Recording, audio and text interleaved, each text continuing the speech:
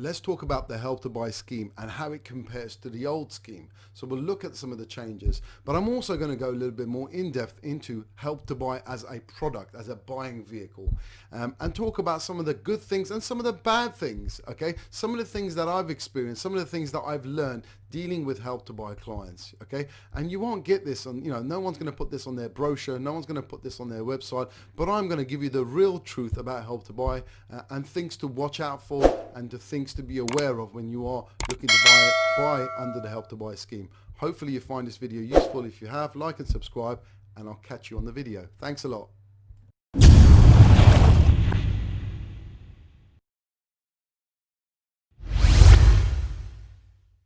Hi, it's Payam here from Niche Advice. Let's talk about Help to Buy and the new Help to Buy scheme. So the old scheme has finished as of today, okay?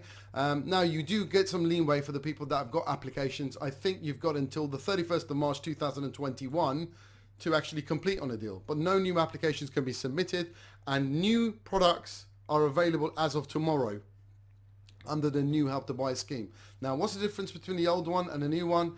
There's a couple of big points. The biggest point is it's only for first-time buyers now. So if you're a next-time buyer, you can't buy Help to Buy, okay? It's still only for new builds, so that's important, but really generally it's only for first-time buyers, okay?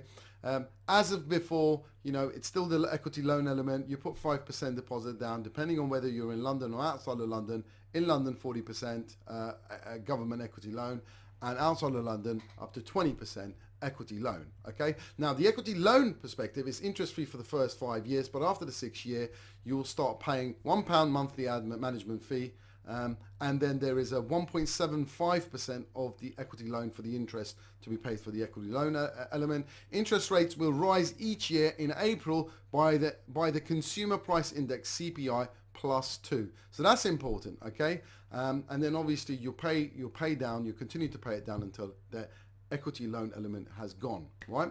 Now, really useful website is the helptobuy.gov.org, helptobuy.gov.uk website. I will leave a link in the description here. It's got lots of information around Help to Buy. Guys, if you're a first-time buyer looking at your options, whether to buy it as a first-time buyer, whether you buy a shared ownership or Help to Buy, it's a great website to have a look at. I have also recorded a video in the past, and I will leave a link here, probably here, and that talks about the differences between buying outright, buying under the Help to Buy, and buying under shared ownership. So I'll just try to compare the three for you, okay? Now, let's talk about Help to Buy as a product, okay, rather than the ins and outs of the product, the details of the scheme itself. I want to talk about Help to Buy as a means of buying a property.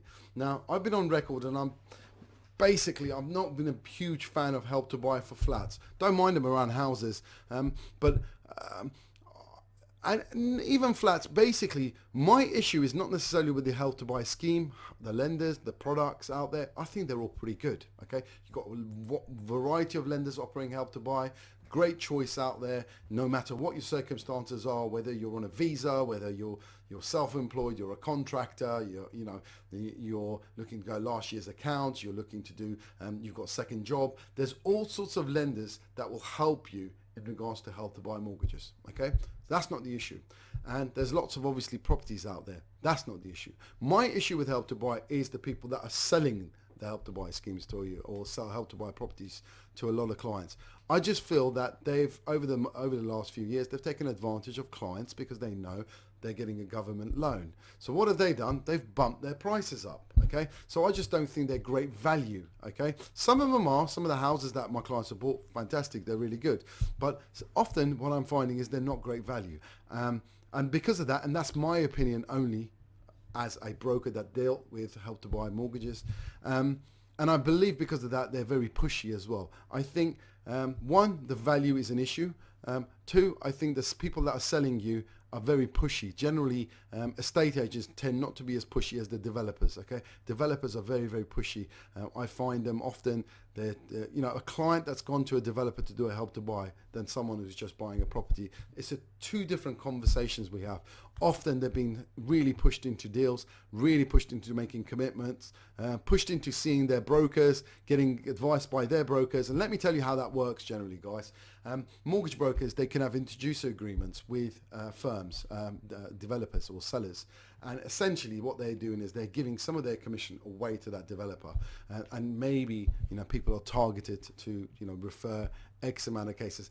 Generally, that's how it works with estate agencies as well. So, people are targeted how many leads they're giving.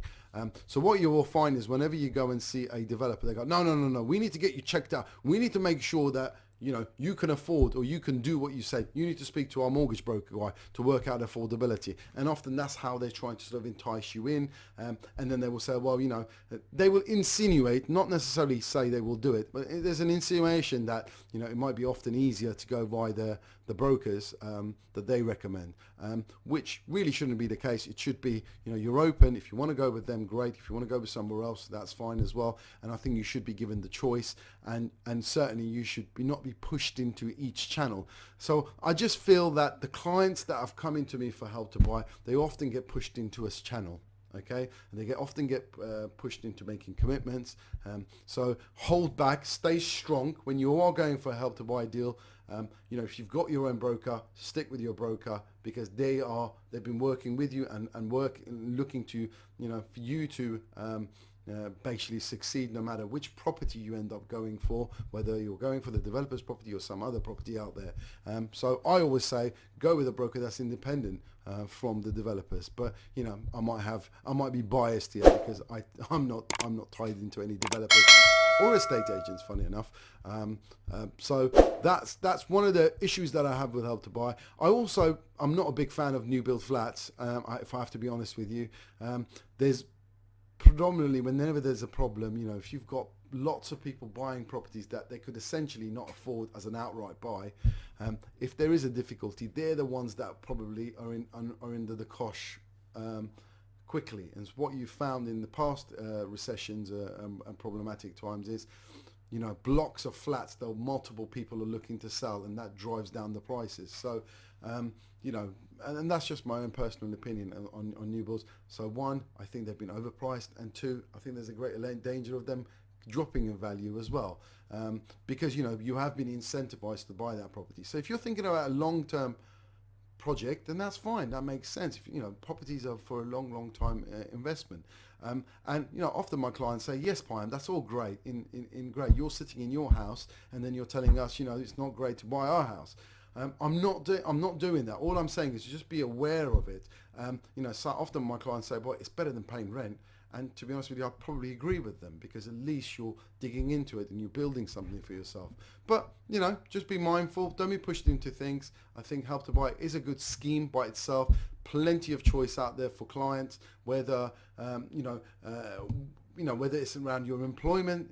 There are so many options out there for lenders. It's been it's been taken up really, really well by the lending community. And yeah, there are always ups and downs with any property transaction, but hopefully the new scheme will be useful for everybody out there. If you do need to speak to us about Help to Buy, do get in touch. I will leave my contact details below, and I'll catch you on the next one. Take care. All the best. The content of this video does not constitute giving advice. It's purely for information purposes. All cases should be discussed with a professional mortgage broker. As a mortgage is secured against your home or property, it could be repossessed if you do not keep up mortgage payments. Niche advice is authorized and regulated by the Financial Conduct Authority.